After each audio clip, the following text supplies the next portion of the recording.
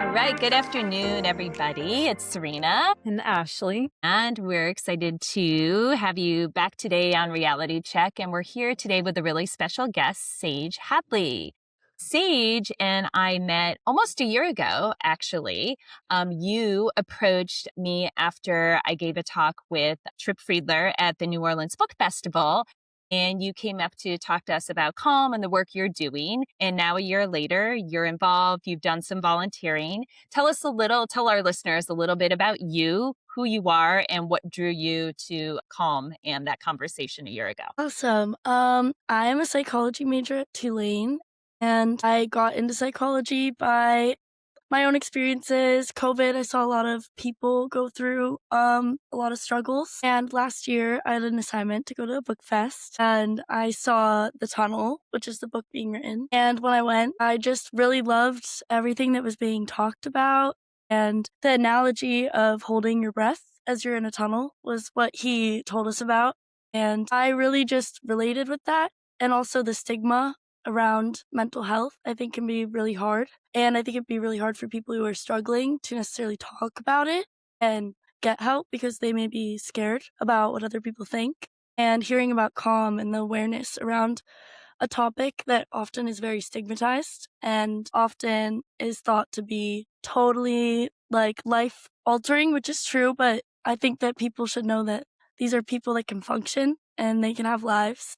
And I just really related to that and really wanted to be a part of something like that. I found it just so inspiring. Well, that's amazing. I was a psychology major too at Loyola. Awesome. So what are your plans with your psychology degree? So I really want to go into adverse trauma and specifically the idea of treating it. I think that sometimes people think that people that have had pretty bad trauma that may have led them to pretty severe mental health struggles, even psychosis at times. I think that people often think that that kind of childhood damage they may have had is kind of unfixable. But personally, I think that anyone can improve with help and guidance. So I really want to get into that. I've also thought a bit about forensics, kind of being called maybe to stand, to talk about someone, or even if it's a traumatic event and there's a child involved, being able to get those statements from the child without further traumatizing them. So I've always found that super interesting. I watched a documentary about it, and I saw people that were called in for those interviews and the way they did it with drawing. And I found it so interesting how there's so many routes to understand the way someone's thinking more than just verbal. And so, yeah, I'm very passionate about working with trauma and treatment. That's awesome. We definitely need more people who are passionate and compassionate and working with people who have had hard lives. And we just had this great conversation with one of our mentors, Dr. Michael Garrett. The conversation was all about trauma and its role in psychotic disorders. So we're excited to have you join the field as you progress in your studies. Can you tell us a little bit about what you are doing now in regards to your studies as student and how you've been volunteering with Calm? So currently as a student, I'm, exploring all routes of psychology. When you're in college, you can't exactly focus anywhere, but I am taking developmental psychology classes. Currently, I'm taking adolescent psych. I'm also looking for a research lab to get involved in that. And I may intern at an art therapy clinic this summer, which is super cool. With Calm, at the beginning of the year, we had this event where we set up tables and people could come and they could draw, they could paint, they could just chat about things. And with that, we had signs up and we would give them pamphlets and try to educate them on psychosis and just showing that there's always a positive environment. No matter where you are, you can always find it. And so we wanted people to, in their stressful day, take a break, draw with us. And basically I just sat there and I did some watercolor painting with everyone. I helped set up. It was super cool. Got to meet lots of people. So I'm curious, what was your experience like talking to students, peers, about psychosis? I don't know how in-depth the conversations got, but I'm just curious, how did it feel for you and what was that experience like? I'd say when I talked to students about it, it can be often not taken very seriously, I think. There's always that term like, yeah, people are crazy, they're psychotic. But that term is used so casually, I think. And so as I did tell people about it more, it was very cool to see them also kind of their perspective change and the way they talked about it and approached it. But I definitely noticed that, like, people can joke about it a little and take it less seriously, which is why I really wanna show people that this is something serious. It's not a joke. People aren't just, crazy, but that's what a lot of people think, and it was really cool to be able to tell people about it and see their perspective shift, and they became more open to the topic and the conversation. I could see them get more comfortable as we talked about it more, which is super cool. But that's what I would say was like the main thing I noticed when I was talking to people. But then people would also talk about their own experiences, not necessarily with psychosis, but with mental health, and how having calm and seeing like the advocacy really showed them that that stigma, it can be broken down and they can find people, which I think was amazing. That's super cool. And I think that your ability to see that transformation just in the context of a conversation is super powerful. And I'm wondering, just to dig a little deeper, do you have any insight about what it is you think that helped them reflect a little and or transform their perspective? I would say letting them say their part, what they thought was good, because they knew I was listening to their perspective. And when I responded, instead of, criticizing their views, I kind of was like, I understand where you're coming from. And that is an often portrayal of the topic, but I think that this is a big part of it. As I was saying that, then they would respond to me, and it was instead of a kind of, this is what I think, this is what you should think, it was more of a, let's grow together on the topic and learn from each other. And I think that approaching it in that way made them more comfortable to be, open about it. And so I would say that was like my main approach when I did it. But at times it would also be like, if they were joking, I could give a little giggle with them, but then tell them it was serious. So they knew I wasn't, being super overly serious about it and taking the conversation or like assuming anything about them as a person when they said their views. It was more like, I want to teach you about it and help you understand it versus tell you what it is, I guess. I love that you're volunteering and stepping outside of the classroom to do things in the field. I had my experiences that like confirmed I wanted to be a physician through like volunteer work in college, Exactly. and it just made it a lot more fun to actually like get there like that, like through Yeah. an experience. So, as you know, college campuses are, I don't want to say one of our target populations, but sort of the age group where people's first episode of psychosis usually presents. And it's like you're saying, it's not to be scary, it's more to be like a realistic. Yes. How would you, because it's been a long time since I was in college, if you were to sort of envision or have ideas about how to reach people your age on a serious topic, but also, getting early intervention is the best thing that you could possibly do, even though, yes, psychosis is a pretty serious symptom. It usually indicates something serious is going on, but getting help early can get you back to school, things like that.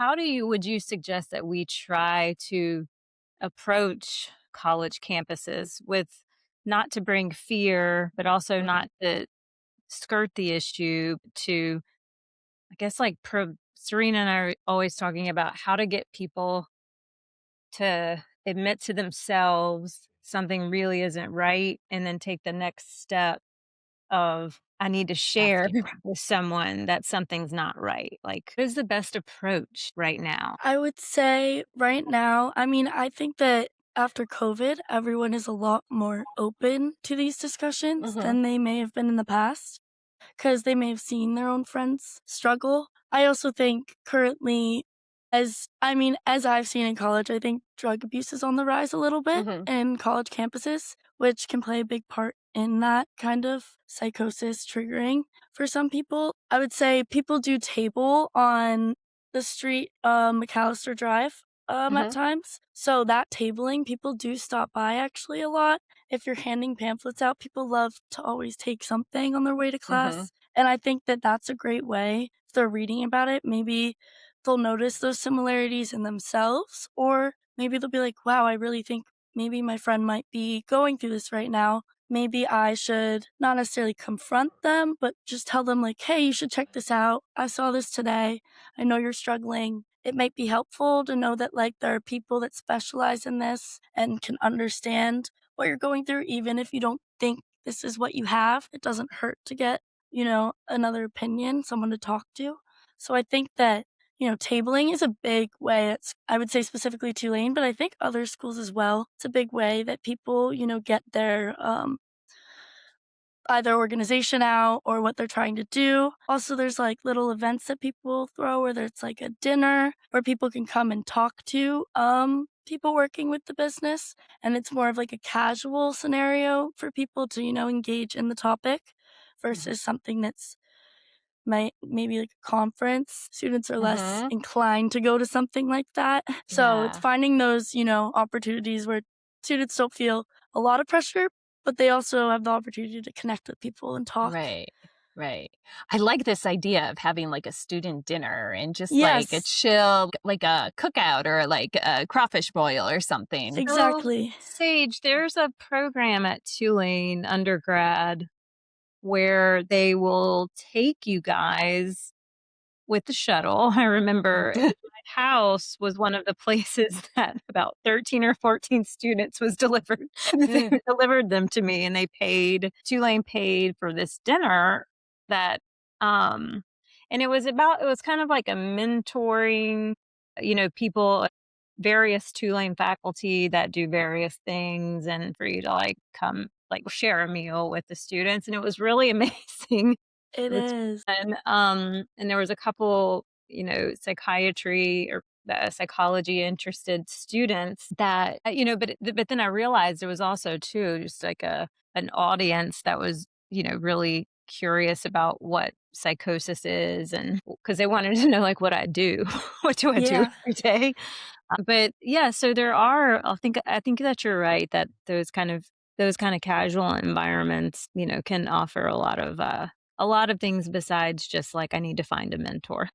Yeah. And if we find students who are genuinely interested in learning about psychosis, right, they are better equipped to go out and share, right, and educate friends, express concern about someone who's having symptoms and then get them into care. And then, right, that cycle can continue. So exactly. I like that idea. I think we should follow up and find this For van that's going sure. to deliver y'all. And I think just recognizing the work, there's so much work to do on campus, right? Working across disciplines. Psychology has been an Definitely. awesome supporter and partner with CALM. I know many of the students from the program have come to our events, have volunteered with us. And if we just take that group of people, right, and then try and find students in another school and bring them on board, right, we can perpetuate the message and the education and I think simultaneously address stigma. Exactly. And I think that there's definitely psychology's on the rise for sure at schools. And I know that one friend may hear about this thing that they're interested in, and then they have friends that are also psychology, interested, or Hmm. friends that are also interested in the topic, Hmm. that they've had good conversations with about it. Maybe they aren't, planning to do that for their job, but they still want to know about the topic because they find it very interesting. And not that many people really understand psychosis. I think Hmm. it's just kind of thought of as like a mental break, I guess, but no one really knows what the symptoms are, what it actually Hmm. entails, what's going on in the person's brain at the time, and how it's can be different in so many different cases. So I think that yeah, having that scenario is like pretty good because I think that friends always will, if one friend's like, this is really important to me, I think this is super cool, Hmm. would you want to come? That's always a great way to get people on board too, Hmm. because I think student community is huge. Yeah. Yeah. I like these ideas. Thank you for Of course. sharing them. And I think it gives us some food for thought. Any other ideas you have for calm in terms of, early for our campaign and or work we can do with young people on campuses and off campuses? I think that definitely like little things, as I was saying, tabling. I'm not sure if they can do that necessarily, because a lot of them are like student-led Student orgs. organizations, but getting like a student organization, because we have so many that maybe is interested in that, to partner with, and then they can table, spread the message. And then off campus, I think that everyone wants to get their hands on it and, be a part of it. So a way to spread out the message, like this is an event we're having, we love volunteers, and then having maybe a form or something that students can sign up for and be like, yeah, this is what I'm really interested in. I'd love to do it. And then you can like filter through that and be like, this, you would be really great for this for us at this event or something. But I think that would be a great way. Like, even having a way to get like your business put out to the school through emails and stuff. Students are always finding ways to get engaged. And so I think that's a great way too. Cool. Well, mark your calendar. I believe our next big event is Oh, I May will. 8th. May 8th, I will be here. Awesome. Tell your friends. Every Mind I will. Matters is a community facing event that we have done for the past 2 years. We're hoping to have it at the Broadmoor again this year. And there are a bunch of different community organizations as well as people with lived experience. And it's an awesome opportunity for That students to is get involved. amazing. Any other thoughts you want to share as we move towards wrapping up? I'd just say anyone that's interested in the topic, even if they don't want to do it as a, career, I think that it's really awesome and they should reach out to people to learn about it. There's nothing wrong with it, even if they aren't having the experience themselves, just to learn. And then even psychology students, I think that they should explore their opportunities as much as they can. Get that hands-on experience because it'll teach them a lot about themselves and about others and community and connection. And they can also explore maybe the fields within psychology that they may like. But I just think that that's a big thing. I want my generation and just kids to just understand it's not a bad thing to go through it. It's not. Yeah. It'll never be bad, but it does mean you can get help and you can grow. And I think people should understand that if they can. And if they don't necessarily do research, it doesn't hurt. So I was curious if you were to, I guess, like speak to other students because everybody's busy, right? And everybody has so many classes. And I know that college is not exactly easy. What kind of advice would you give peers about how to split your time, how to maintain a social life? I see you have a cup that says the boot on it. Yeah. Yes, I How do. to balance like academics, socializing, but also the importance of getting involved in your community and how that helps with like your own academic journey and like, how would you sell the importance of volunteering and community engagement? I mean, I guess I'd say we have social life is great, but unless it's, a special weekend like Mardi Gras that just happened, it'll happen again. You'll get to hang out with your friends again. So if there's that volunteer opportunity, take it because it also, I mean, we don't want to do everything for a resume, but it will help the resume in the end. But also, it'll give you a place to connect with people beyond your friends because it's always nice to meet new people. And then you can maybe make new friends as well, have those connections. I also think with time management, I make lots of lists. I make so many lists for myself and I give myself dates where I think I should be at this point in my list. And if I know I want to socialize, maybe this weekend, I'll be like, okay, I'm going to do this work ahead of time so that I can go do that. But I'd say volunteering, I mean, it's just an amazing opportunity for everyone. And people often think of it as community service credits for, school, but also it's just an experience that you can have. It's just like going to a fair almost, but you're going to something you're interested in and something you can actually engage in with people. And I think that understanding that you're actually going to be connecting in that volunteer opportunity, not just there to be there, definitely will help. And also, once you go to one, you'll know if you like it or not. You can always, decide you don't. You can always find a different one. But those organizations will teach you a lot and they will only help you. None of it will hurt you. So if you have the time, take it. And if you don't think that this is something you're going to fully miss out on, this is something that'll never, if it's something that'll happen again, then take that opportunity because you'll be able to see your friends again. You're at school with them. So I just think I'd say that's my advice for it. That's what I've been doing. I was very scared about missing out until I finally did do it. And I realized, well, that was really fun. And honestly, I don't regret not going. But I do understand FOMO is a big thing for this day and age. I'd also say get off social media as much as you can. I know we love it, but I mean, that's where you're going to find the opportunities when you're like looking at other things. You'll find like, whoa, that's super cool. And I could actually do something with it because people don't realize there's so many opportunities out there that they can take. And I think that just looking for it or just being open to it is great. Just be open. I think it's always great to have an open mind to new things. Yeah, I think that's cool. And it totally brings us first full circle. You took the opportunity to get some extra credit, go to this book festival, and then you created an opportunity based on what you heard and created your own volunteer opportunity for yourself. So Exactly. I'm so glad you did that. And I hope you inspire others too as well. I hope so as well. And I'm very happy I did it. Awesome. Well, thank you so much for being on Thank you. Reality Check with us today and helping us spread the good word of calm. Of course, it was great talking to you. Thank you for having me. All right. Take care. You too.